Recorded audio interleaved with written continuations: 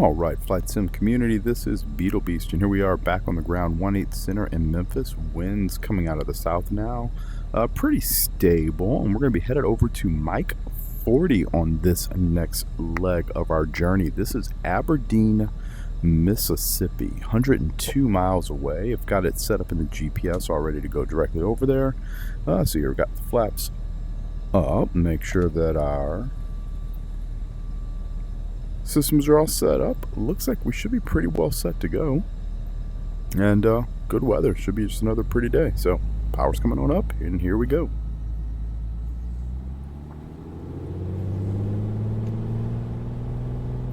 Steering seems a little sensitive for no good reason.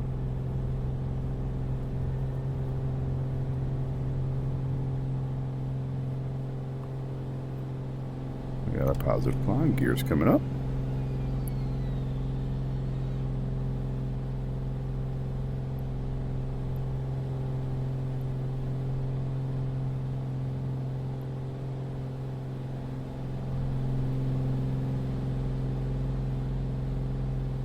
And here in a minute, we'll start that left-hand turn. 135 is going to be our course as we work our way from Tennessee into Mississippi and then further towards the southeast. Feels like we're really making some progress here on this one now. You know, to me at this point, I don't know, Tennessee's kind of one of those things. Once I start touching Tennessee, normally when I'm flying in the jet, it makes me know that I'm getting close to home.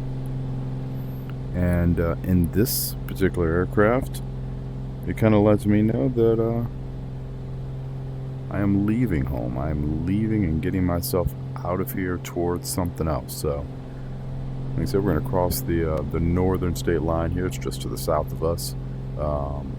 Southern state line of Tennessee, northern line of Mississippi. And we're going to work our way down to a town that I've been to once as a very young boy. A place that I had a lot of family from at one point in time, known as Aberdeen, Mississippi. So anyway, not a whole lot down there, but I figured since it was kind of on the route, it was one of the ones that I wanted to go ahead and make sure I stopped at. So that's where we're headed. And yeah, just another beautiful day to go flying. Noticing here that rudder seems to be going a little bit left, a little bit right. I add a little bit of pressure and it really tries to step out.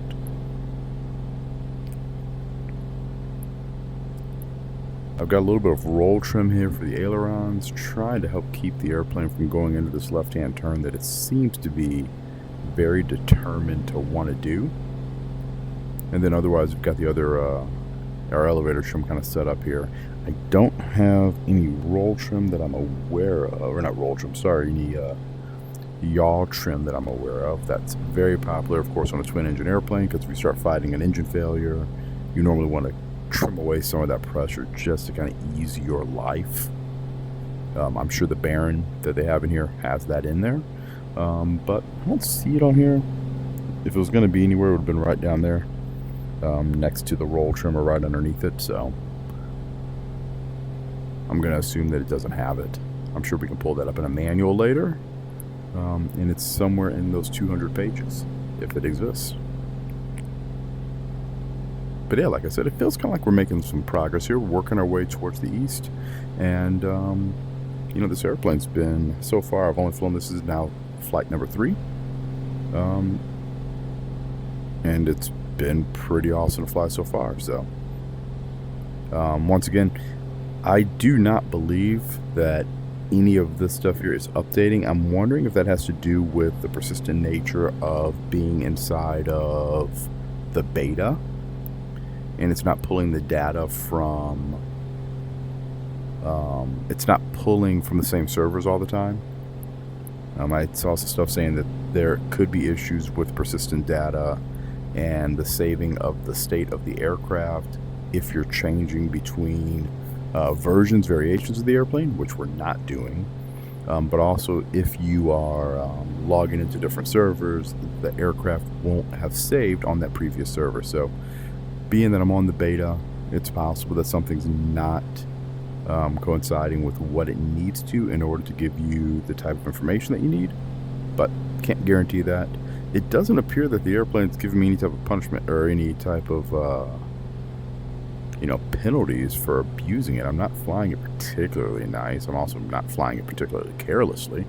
Most light airplanes kind of like this are relatively straightforward to fly. Yes, there's some systems management, but it's not anything excessive. There's not excessive levels of systems management. Even more complex, especially jet aircraft, you're managing systems in a slightly different way. But if you get into, the turbocharged engines, yes, there's a little bit more power management that you have to kind of take into account. And then you kind of get the same thing if you're dealing with now multiple engines on a twin-engine airplane. And, of course, if you get something like a 421, where you're looking at very large very large turbocharged engines, very high-performance engines, multiple engines, you do have things that you do have to manage. If you're in a 310 or something like that where you're managing fuel from tip tanks to wing tanks, etc., that's an extra step or layer, that you kind of have to look at on a regular basis. So looks like a prison down there, although it could be a high school, and they serve the same purpose.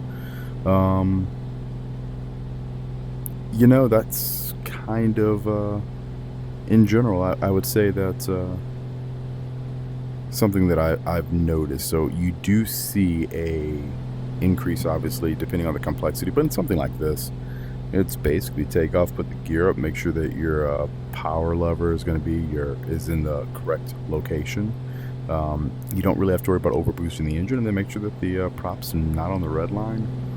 And as long as there's not a red area or a yellow arc that you have to worry about inside of your manifold pressure or your propeller, the rest is pretty much gravy. Just fly it, lean it, keep flying it.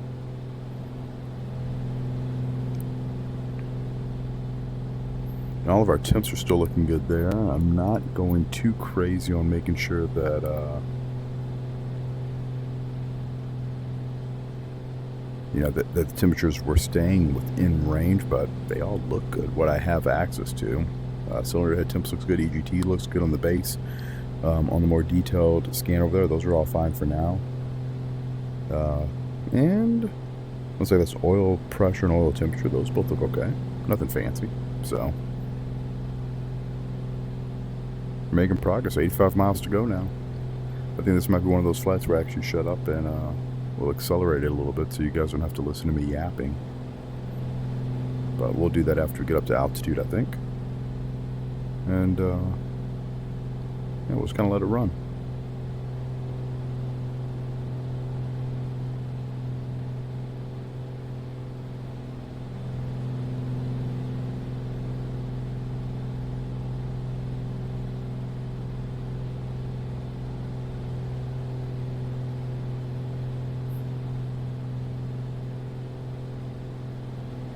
Speaking of which, it looks like the hobs actually reset down there too, which, considering the fact that I have flown this airplane now 3 different legs, that should definitely have been above 0.1. So it's clear that the load state is not saving the progress of the airplane, which would explain why the wear and tear is not updating as well.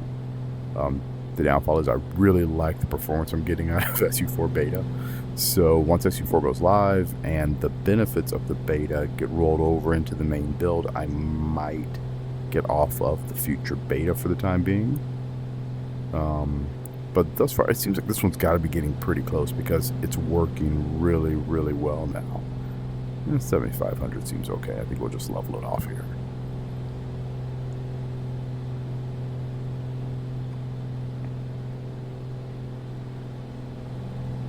Kind of cool to see. I mean, if you look down here, this OBS, you can see the needles kind of moving around a little bit.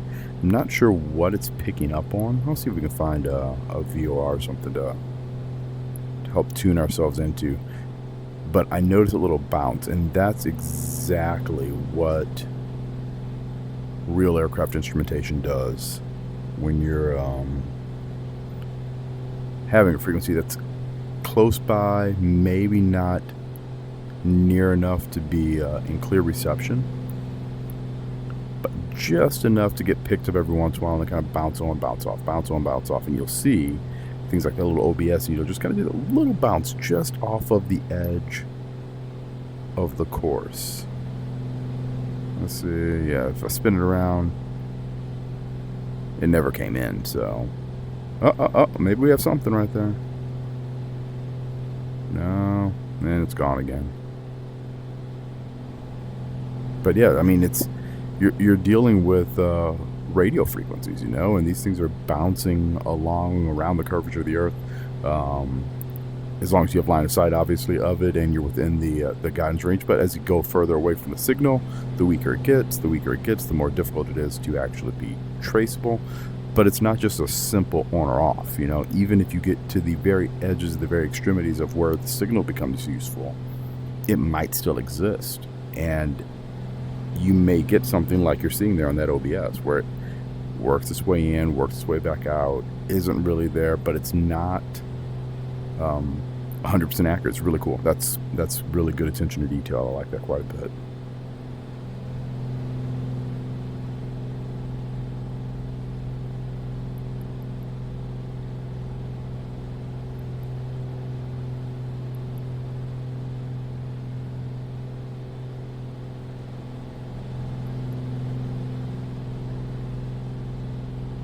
Yeah, we just got them flagged. See, it just came back to 0, and now you've got 2 little red flags in there, meaning that it is no longer having any type of signal from anything. So you're no longer getting anything worthwhile out of it.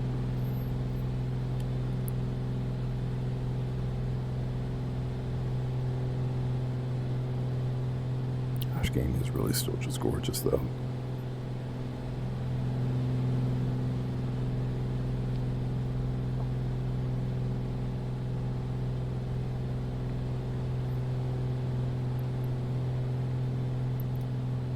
Alright, auto's on.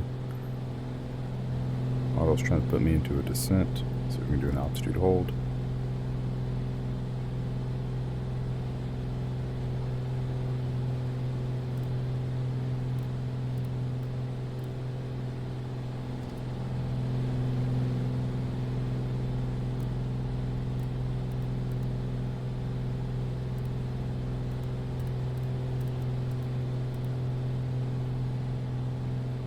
Didn't capture a hold, but it is going to go back up to 7,500 feet. So I'm running 23 inches of manifold pressure right now. I'm getting about 2,500 RPM. I'm going to go pull that back ever so slightly. I think 24 is a good number. I know that it says that it's like 23 is about what you should expect. You can take a look at that temperature again. What, 40 degrees or approximately 10? Yeah, it's about 5 degrees Celsius. It's over. There's 6,000 feet. 7,000 feet, 74. About 176 knots, give or take. It's not too shabby.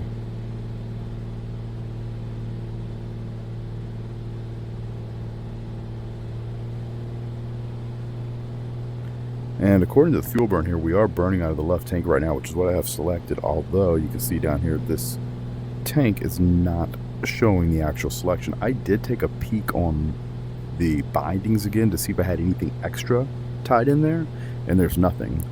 So I'm not really sure what's causing that. I did read online that someone else had a same or very similar issue with it, and they started just unplugging stuff and eventually finding, hey, here's something that's going wrong. But I haven't been able to discover it yet. I have not gone through to start updating all of my different bindings or deleting all the bindings just to kind of see what was out there. So don't know, can't really tell you, but we'll get it figured out eventually, or there'll just be a bug and it'll get worked out eventually. I mean, otherwise though, the plane's been, you know, flying and operating exactly exactly how I'd kind of expect and kind of what I hope to. So, you know, I can't complain. So I click that little middle button here, and it says lean L. Notice little lines at the top.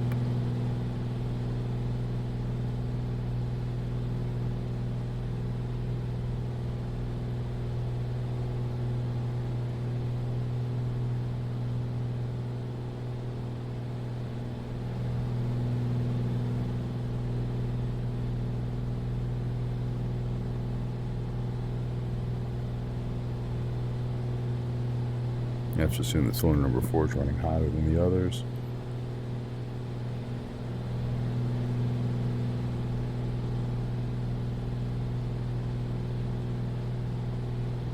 Is this one that has a little dot above it? I'm showing 1475.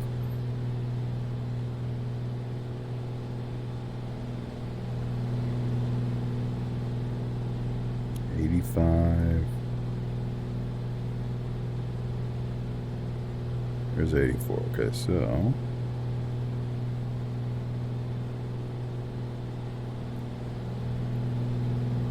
it's gonna be your peak EGT right about there.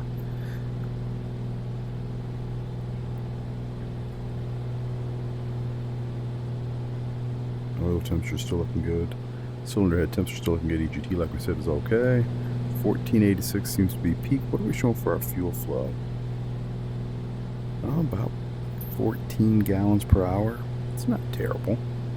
It's not terrible. It's not economical, but it's not terrible.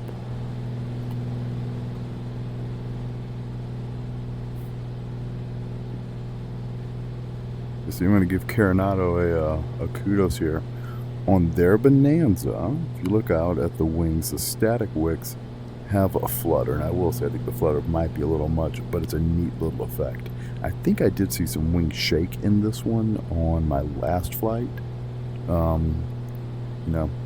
I perceived what I saw as wing shake.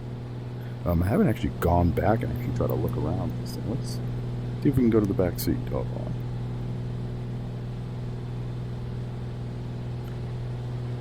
My interior changed, because this is not the interior the last time I looked at it. Still have the club seating, obviously. So we can open up a tray table. I will say I'm actually kind of happy that there's not crazy sounds going with that.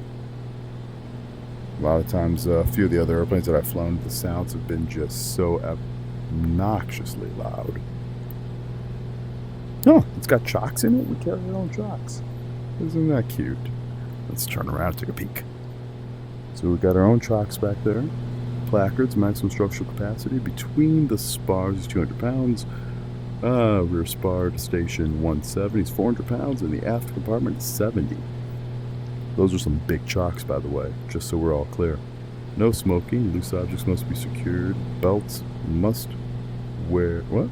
Personnel not secured in seats by safety belts must wear parachutes. Interesting decision. Obviously, we could probably open that and kill us all. Let's see. I assume the lights work. I mean, that'd be kind of silly if they didn't. I'll say the appointments back here are really good. The texturing that they used here on the fabric panels on the side curtain, I mean, that's really good. There's a lot of room back here. If I think about, my butt sitting on the seat. Let's, sorry, I have to move my head to the side so I can see my keyboard. Move my feet forward. I mean, my knees would be kind of high. I can almost guarantee that. But there's room between me and the person in front of me. This would not be an uncomfortable airplane to go zip around the country. I mean, this is the Bonanza is the station wagon of general aviation. No ifs, ands, or buts about it. This was the way to fly if you had the ability to do so.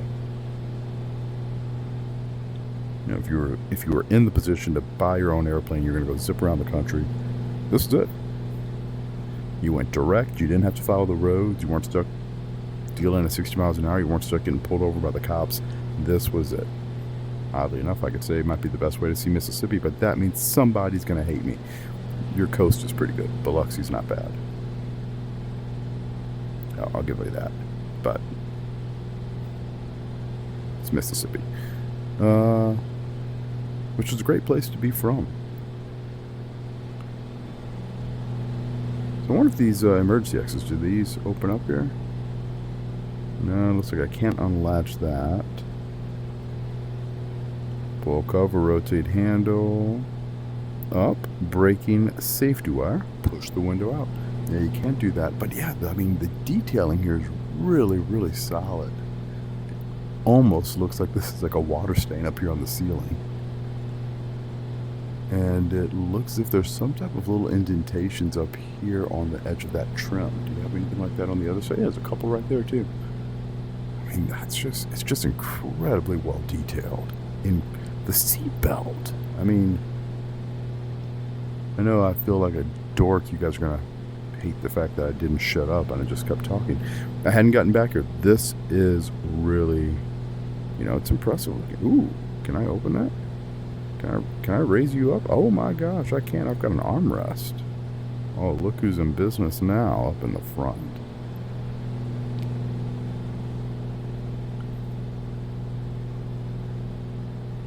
Yeah, I've got an armrest. You can't tell me anything now. Let's get that height set back up about right. Probably a little right of where I need to be. Let's go just a tad left. Probably not that far. Maybe about there-ish. No.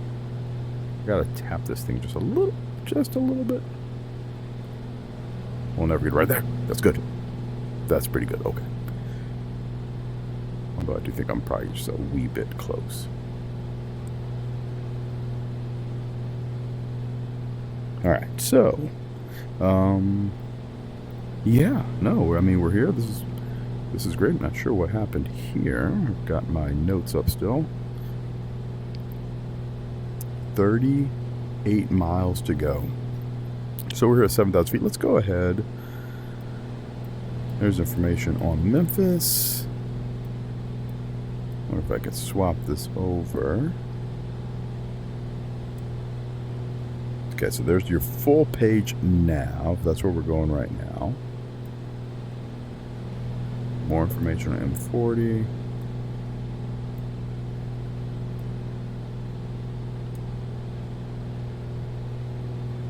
M40. So, departure time, estimate time of arrival is here. This is the time right now. This is the time we left. Flight time en route is going to be another 11 minutes. Alright, I like that. It's all the direct track. So this is active page 1. So this should tell us what our frequencies are. Elevation, 220 feet. So you're Aberdeen, America. Mississippi will be our state. I'm not sure where the ORY is. Oh, it's Amory. It's the second part of that line. So it's Aberdeen, Amory, Mississippi. Elevation's 220. Little terrible image of what you can expect when you get down there. 1836. And hard surface, 4990 is the length. Com frequency is not available, so we don't have that data. No fuel, no oxygen, no fee info. No SIDS or stars. There's an RNAV for 1.8. I'm going to assume that the winds are going to be similar to what we had out in Memphis. So that wouldn't be a bad thing to do. Let's go ahead and we'll select that, enter. We will not know what our waypoints are going to be because we'd have to bring up the chart. Let's see if we can. Why not, huh? Let's see if I can bring it up if I hit the button. Alright, now we've got that. To bring that over here.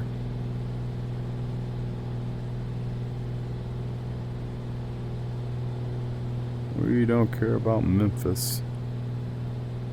Let's go to Monroe. Any frequencies? Yeah, nothing there either. General, I bet. Let's see. There should be. If there's going to be a chart, it'll be an FAA one. It's not going to be a LIDO chart. Approach. Alright, now for 1.8. Oh, we could just use VEPU. So let's do that. VEPU. Enter. Load it. Approve. And now we've got VEPU. PAG is the FAF. Yovo. 2 nautical miles to the runway. And then the airport. Looks like we'll be about 2,000 feet there. 1,900 feet at the marker. 900 feet at Yomo with a note on it. Let's see if we can find that. 1.1, that's for the LNAV only. We won't have to worry about that. LPV mins would be there. We're not going to be doing that. We would be doing LNAV only. So we just have to make sure we have the 900 feet, but that's not a big deal because guess what? We're VFR, so we're not going to have to worry about that at all. But we will set 2,000 feet in.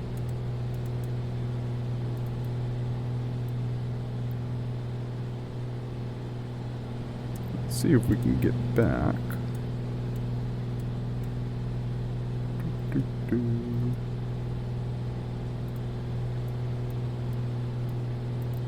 That is not the right page. All right, there we go. M40, 25 miles.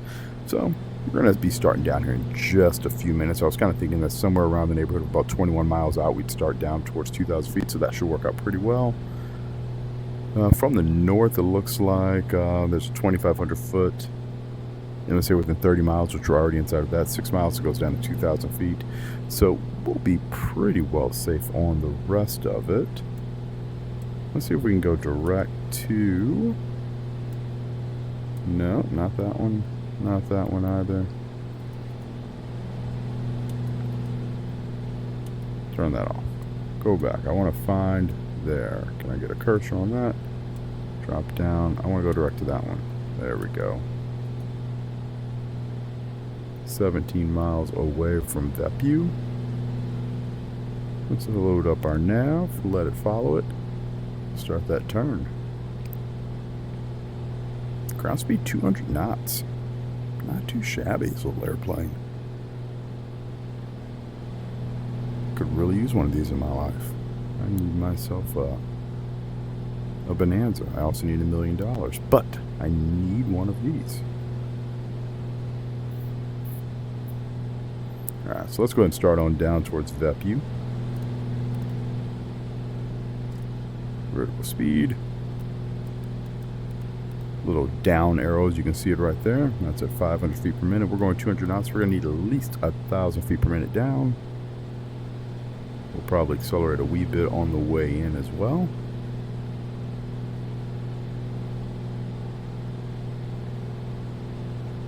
Doing 1,000 feet per minute down. Let's go ahead and give it an extra 1 or 2.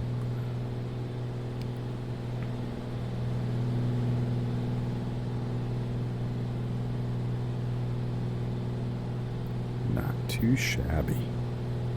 I lied to you guys, by the way, in case you didn't realize it. I said I was going to shut up, and I didn't. I just sat here, talked, learned, played, had some fun. You know, we're all going to have a good time, have a few laughs, right?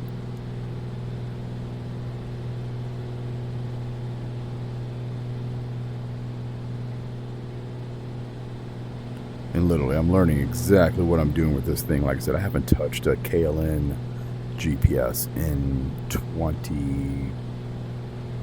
probably exactly 20 years. Last time I was really flight instructing with anything, we had one in, I'm trying to think, I don't think we had, maybe we had one back when I started doing a very brief period of instruction, but I don't think so. I think that Skyhawk did not have a GPS in it. If it did, I can't remember what kind it was, and I doubt I used it. I really didn't fly any cross-country flights with that airplane. I only flew local.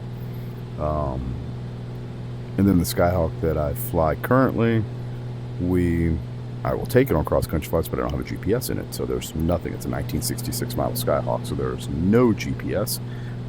So you look out the window and you follow the roads and find the towns that you're looking for, and then you land there. It works out really well.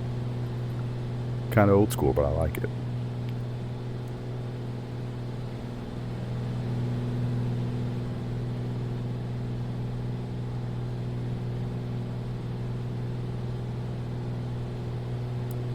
Let's bring up that chart again just so I can check.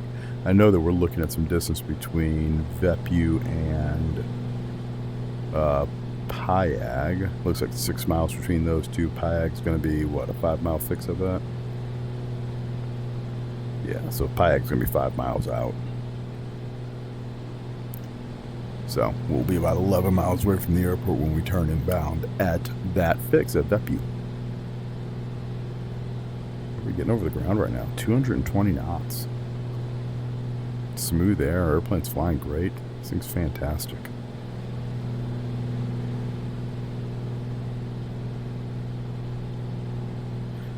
It does appear, though, we might actually have a pretty decent wind out of the north here right now. Just based on what our track is to our heading. Oh, you know what, to the back. I might be lying. Our fix, so our direct track there is 107 degrees. I hadn't readjusted it, so no, we're not. Looks like we're about right on. If anything, we have a little bit of wind out of the right still, so it's a little bit of wind coming out of the south. So therein lies the keep in mind what your nav source is when you make the change. You've got to twist it still, because of course these two are not directly connected, so you're definitely going to be the one who's on the hook for making sure you get that change in there and done.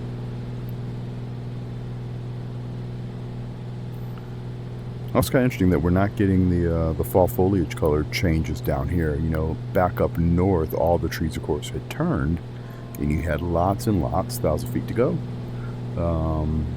You had lots of browns and yellows and reds in the trees, and once you get a little bit further south here, there's nothing. I know IRL was down in Nashville the other day, and it was definitely, you know, some color changes, some foliage changes up there. So I find that kind of interesting. But all in all, doesn't really matter.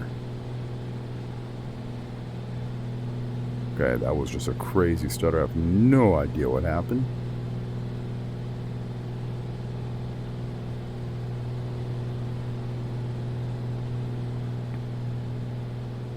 Turning inbound. Looking for an airport. There should be one out there.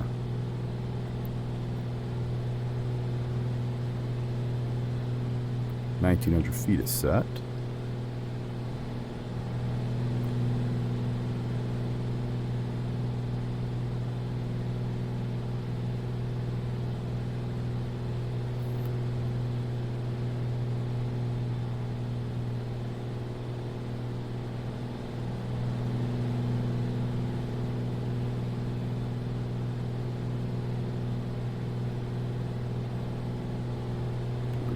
There.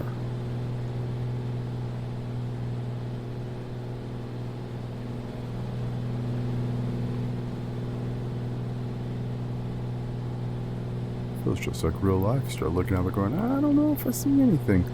Might be there off to the left. Otherwise, I'm not really seeing a whole bunch. It's aligning us. That would still have us ever so slightly off from the runway. We'll keep our eyes open as we get a little closer. It's not Memphis. You can say that. I think I got it. Yeah, I think that's got to be my runway right over there.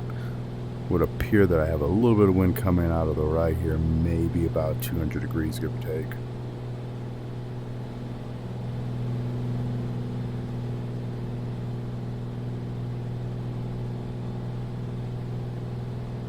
.2 miles. Yep, I'm almost certain that that's going to be our runway.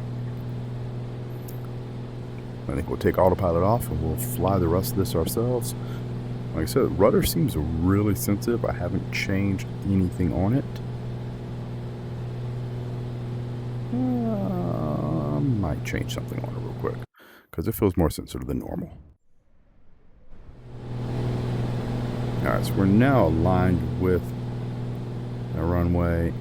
I mean, there's still some play in it, but it did not feel like it was quite that sensitive earlier today. Auto's off.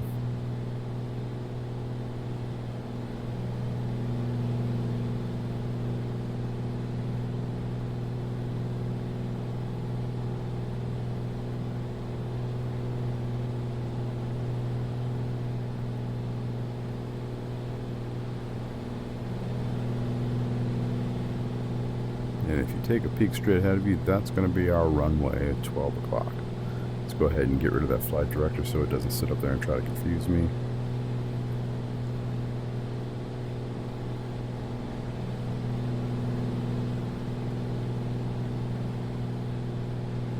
Showing 130 knots right now. And according to this, about 1,400 feet above the ground, according to the radar altimeter.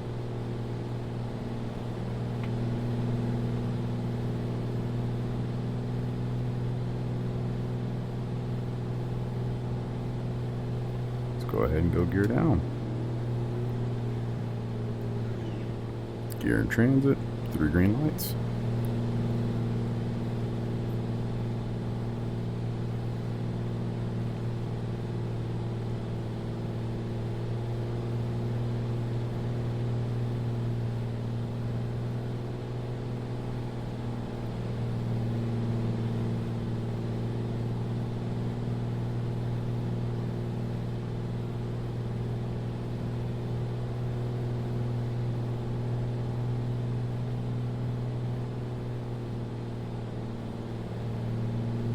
Alright, you can see the runway there. You got the 1,000-foot marker showing up.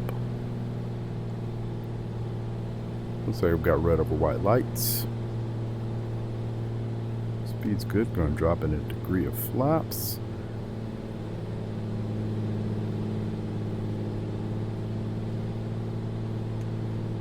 Mixtures up, props forward.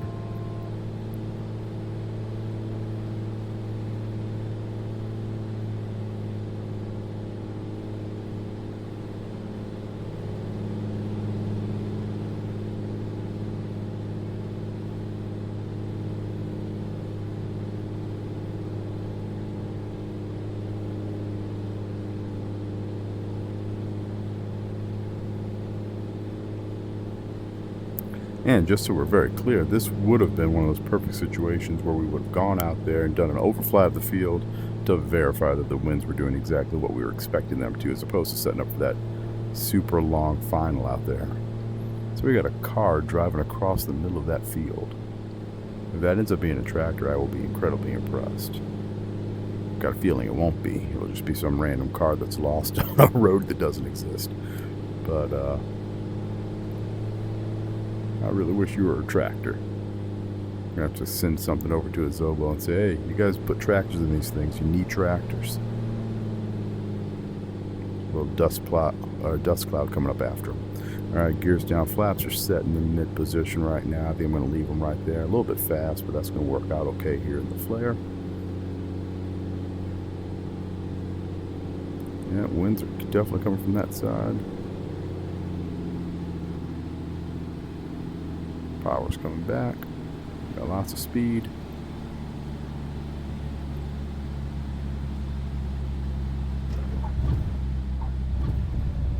Yeah, that was pretty easy. Alright, welcome to our first touchdown in the state of Mississippi.